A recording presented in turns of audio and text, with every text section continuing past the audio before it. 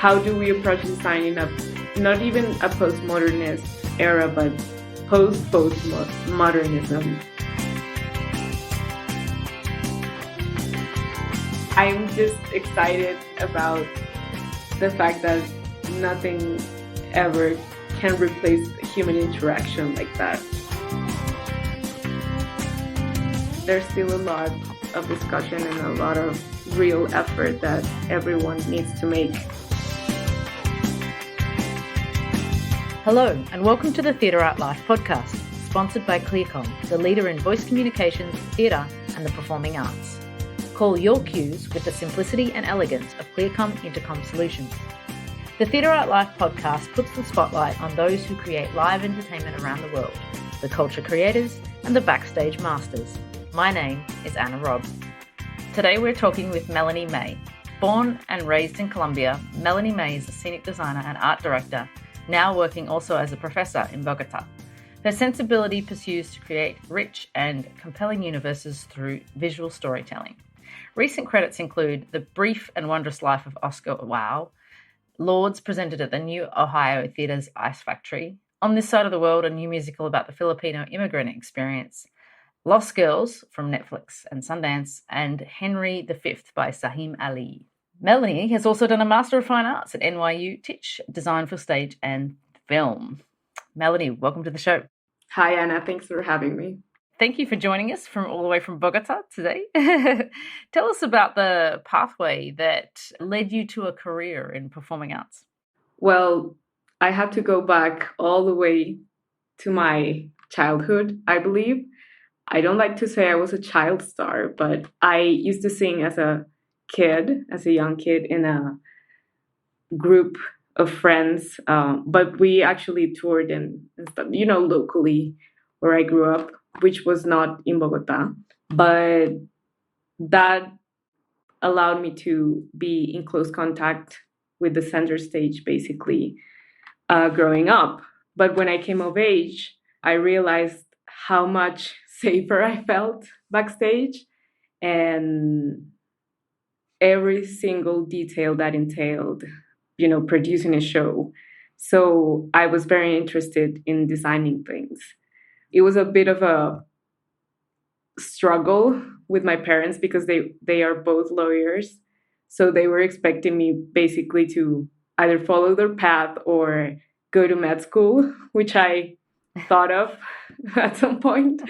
But I was... What is this performing arts career you talk about? Yeah, totally.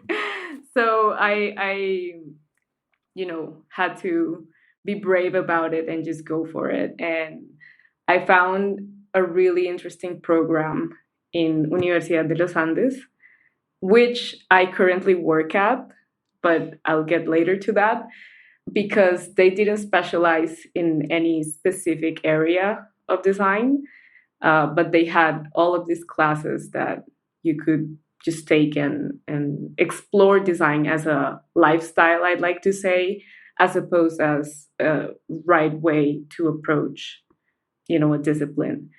Right when I graduated, I started working in advertising at a very prestigious agency here, and I didn't really, I never really felt it was like the right place or the right, setup for me. So I went back to a mentor of mine, and he was like, well, I think you've always loved storytelling. And then he started to talk about theater, which I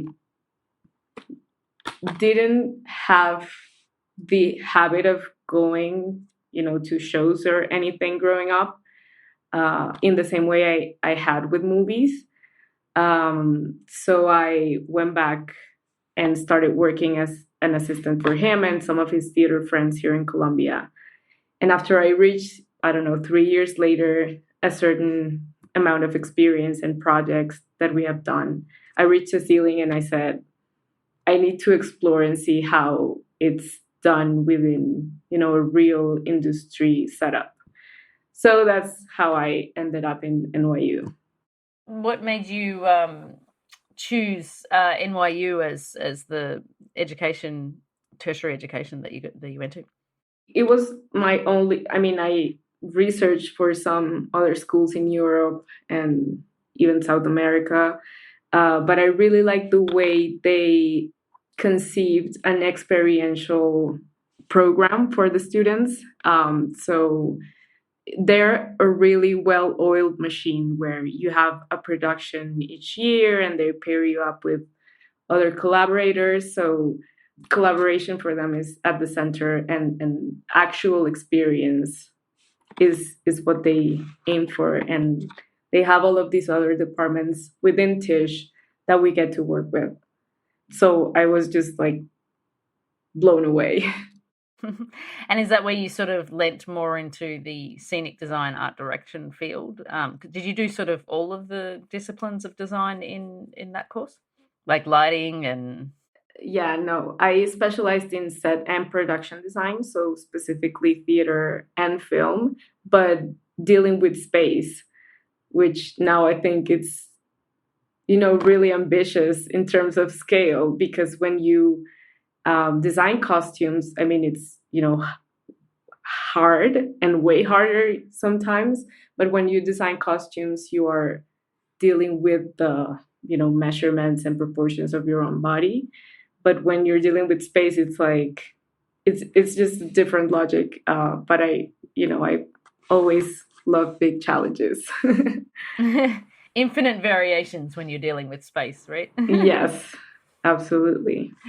In your recent credits, you've done Lost Girls and theater. Lost Girls is a TV show, correct? Yeah, it's a film. It's a right. Yeah, a feature. And so tell us the difference between, for you from a designer perspective, with regards to what's the main differences between a film, television, and theater from a design perspective?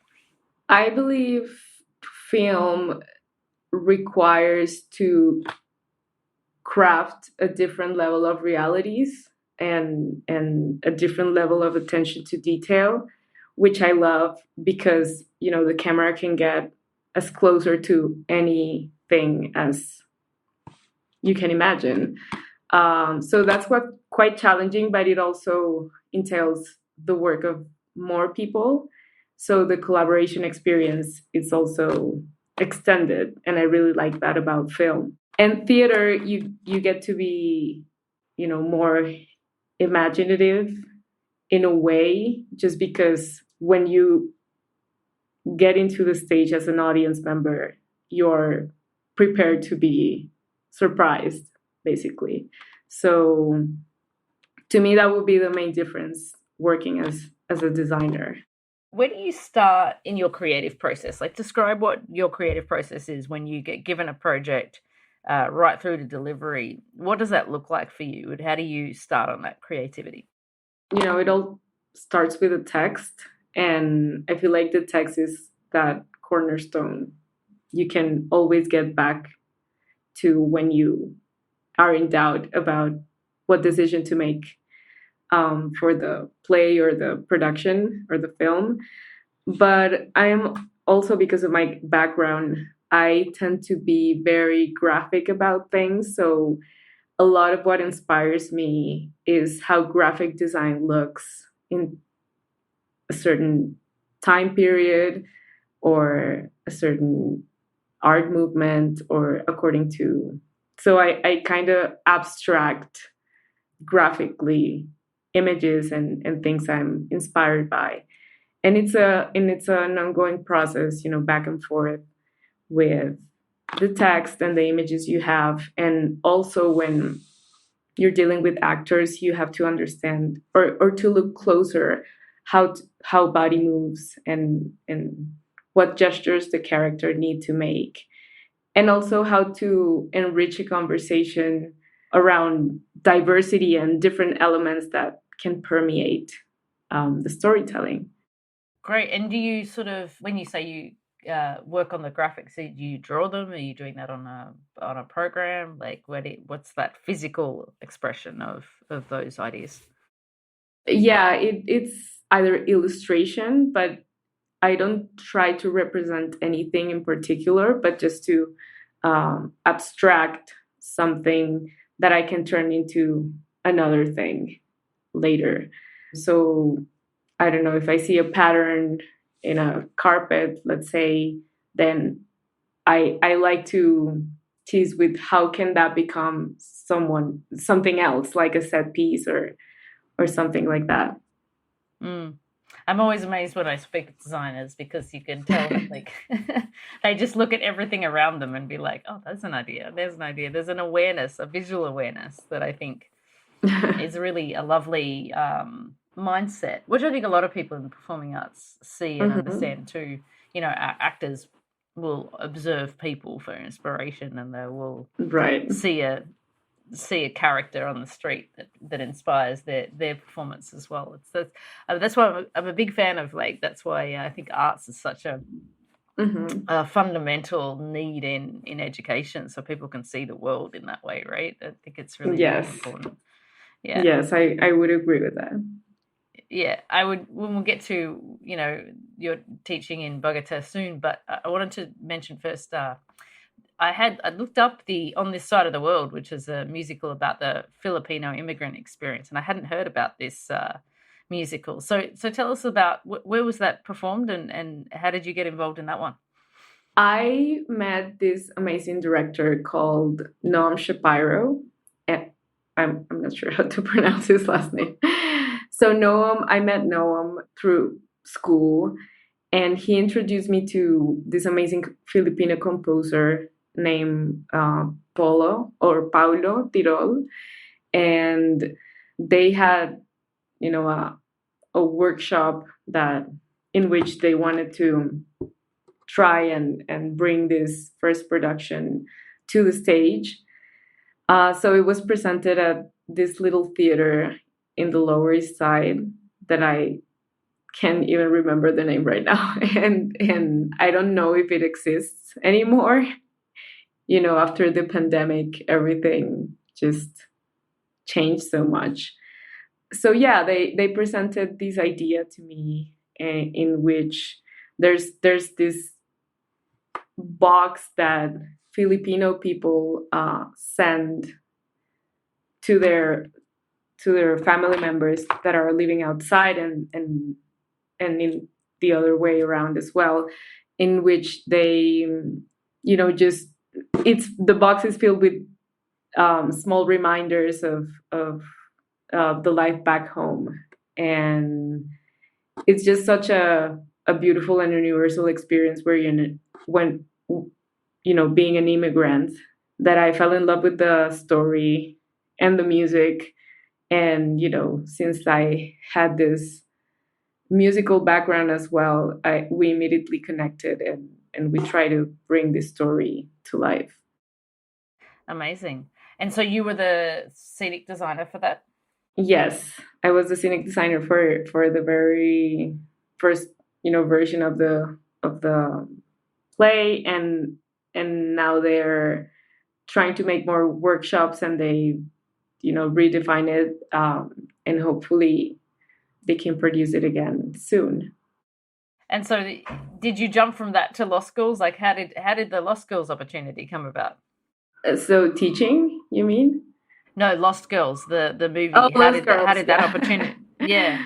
Well, I've been moving back and forth from film and theater because I really enjoy the intersections that design has.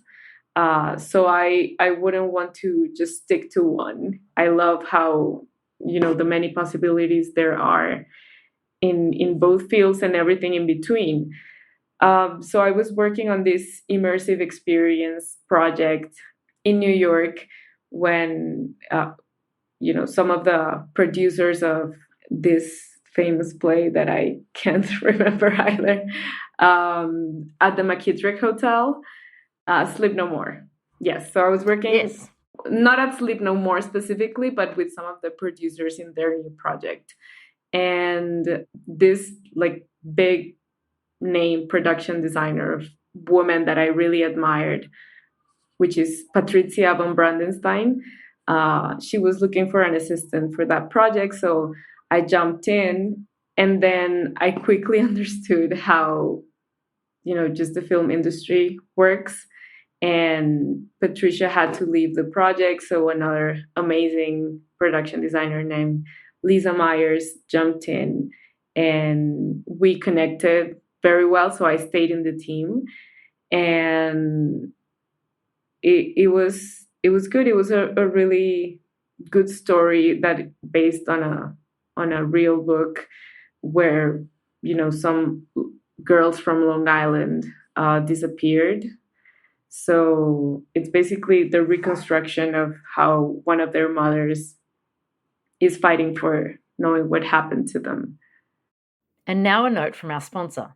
The Theatre Art Life podcast is proud to be sponsored by ClearCom. ClearCom is the leader in voice communications for theatre and the performing arts. Call your cues with the simplicity and elegance of ClearCom Intercom Solutions. You can find them at clearcom.com. Go check them out. What was then that took you back to Bogota? Was it to teach, or how did you head back there? Or not back there, because you didn't grow up there, right? Yeah, not exactly. I came back to Colombia because of COVID, basically. I was in the middle of, renewing my working permit and all of these things that as foreigners we need just to do in the US if we want to work there. So I decided to come back. I basically couldn't afford to stay in New York. So that's, also a reality that you have to just face. Expensive place to live. Yes.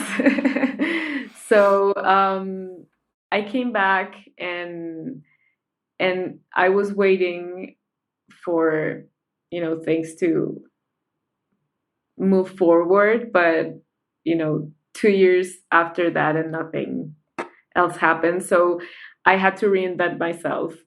And while I was waiting for things to unfold, I was offered by former professor of mine. I was offered a position in teaching as an adjunct faculty in the program I'm currently, or I graduated from.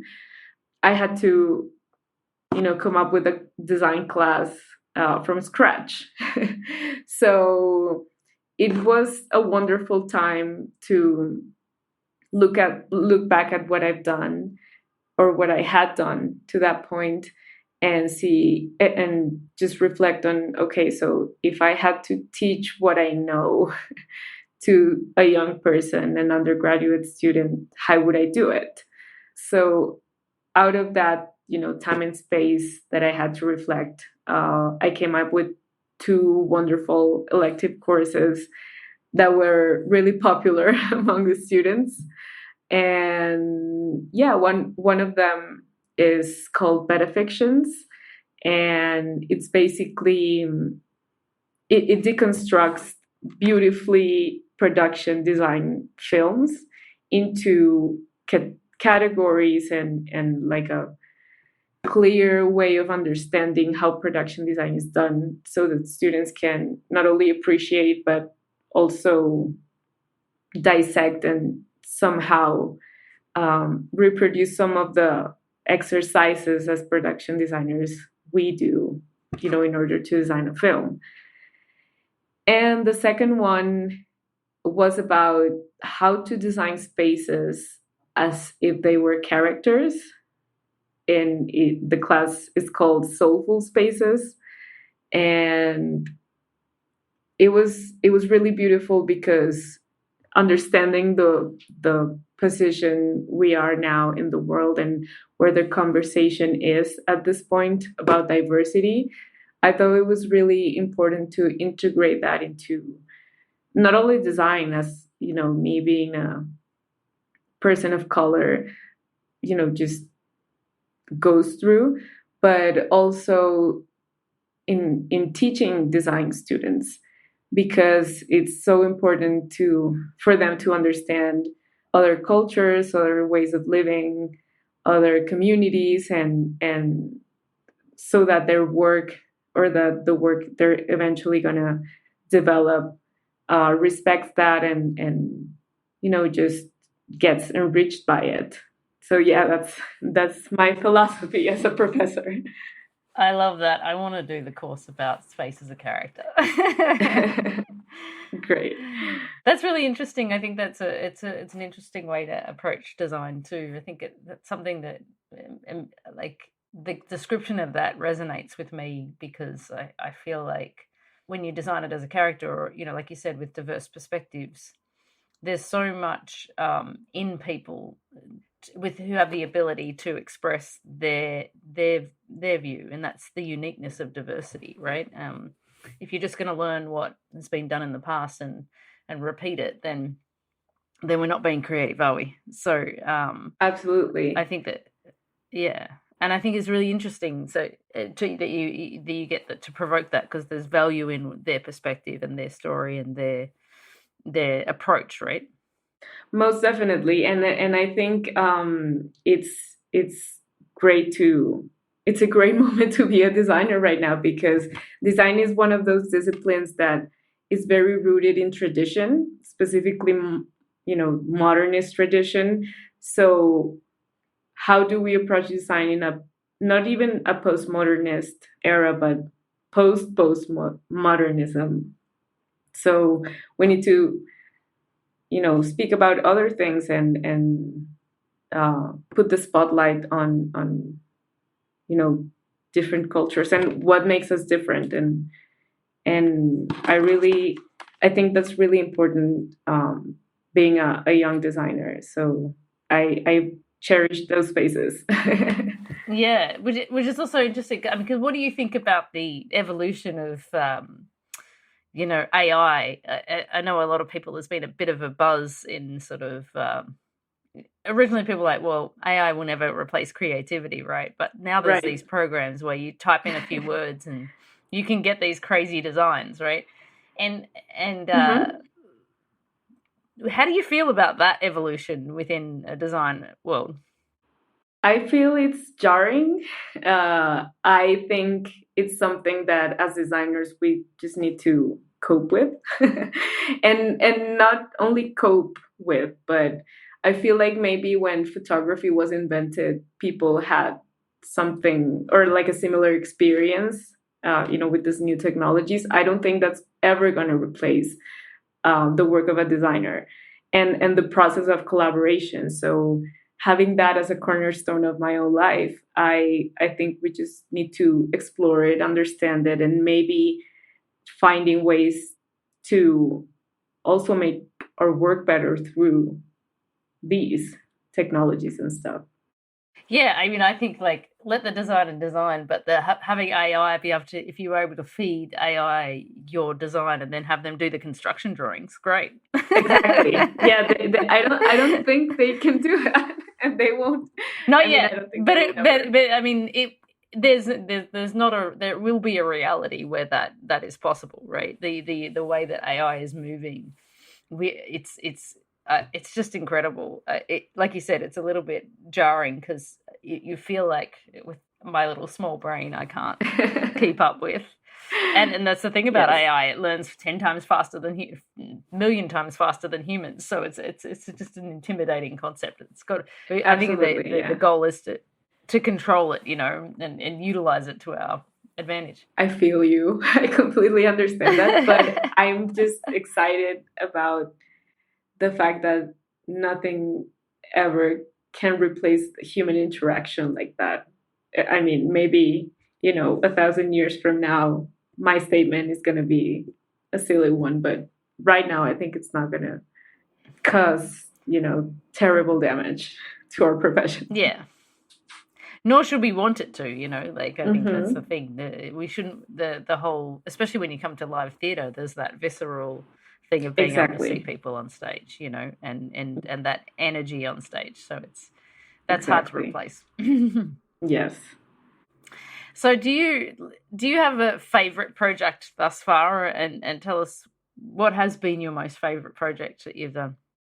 Yeah, I am going to go back to the intersections answer. My favorite last project that I did, I have two, but I can talk about. There's this contest, food contest. I was trying to find a more sophisticated word. but it's basically the Olympics for chefs. It's called the Bocuse d'Or. It's held in France, and it's a contest that was founded by Paul Bocuse, who is, one of France's most reputed chefs. And each year, the countries have an opportunity to compete first within their continents for a place to the final, which is in France. So on 2021, I was part of Colombia's team, and I worked for about 4 months with this crazy group of chefs that had wild ideas, but that needed to find one or to build a story around their recipes and their creations and their proposal for the contest in general. So I got to make the illustration of the food and make the platter, which it looks basically like a model, a scale model of a space. So the reason I loved it so much is because within that I could find how my skills as a production designer and set designer could be valued outside of those industries, and how real is the fact that storytelling permeates all aspects and all disciplines, and that's what I like. That's what I love about what I do and about being a designer. Oh, that sounds like an amazing project. Yeah, well, wow. That's like a step to the left, but a good one, yeah. and in the same way, and speaking about process that you asked before, I had to do a model, I had to make the renderings, and I had to make prototypes of the little props that the food was going to be placed in, and it was a lot of fun. That's amazing. So we always finish the podcast with two of the same questions. So I'm going to ask you these questions now. What do you like most about your job or the industry? The social aspect of it. I love meeting people that are curious about the same things, and that can, be blown away about a little theme or the way a pattern is laid out on the wall, or the way the wall meets the glass or the window pane. I really love that. The nerdy part about that, I love it. Yes. Getting excited about connections, I love it. And if you could change one thing about your job and the industry, what would that be? I think I would like it to be more horizontal as opposed to how vertical it is still, especially being a woman, working or trying to work on set and production design, which are historically professions that men have taken the lead on, and especially being a woman of color, of course.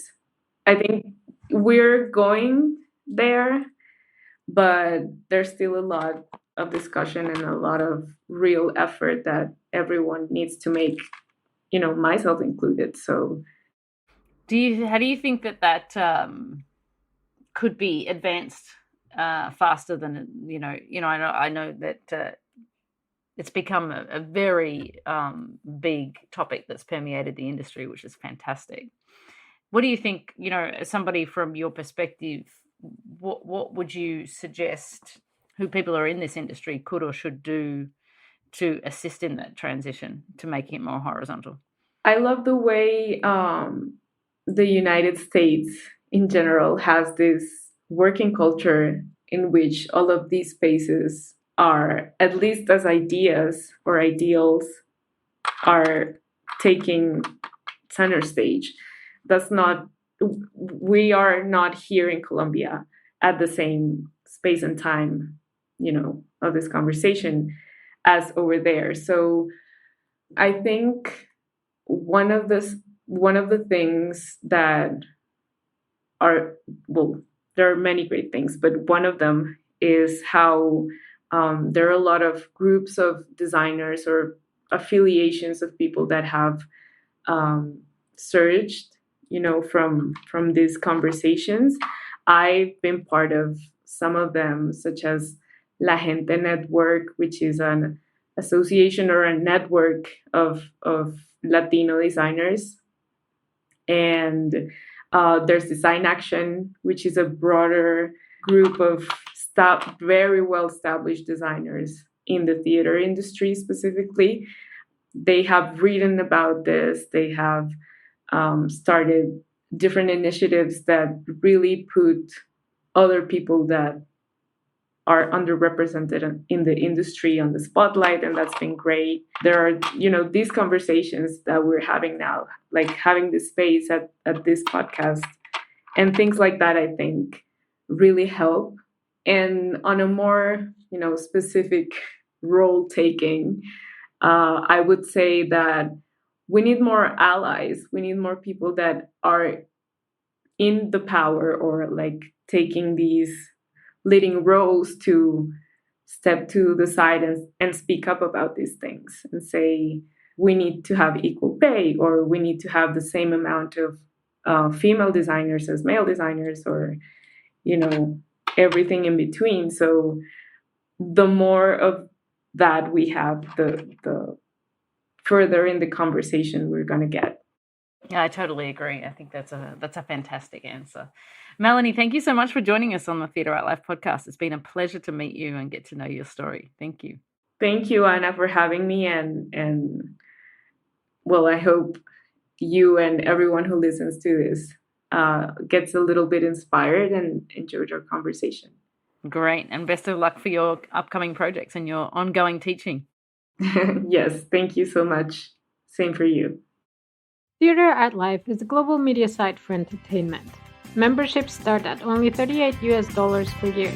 You can have unlimited access to our daily published articles, including entertainment news and the writings of active industry professionals, ensuring that you are always up to date on the global happenings in the world of entertainment. Become a part of the international entertainment community and join us now at www.theatreartlife.com.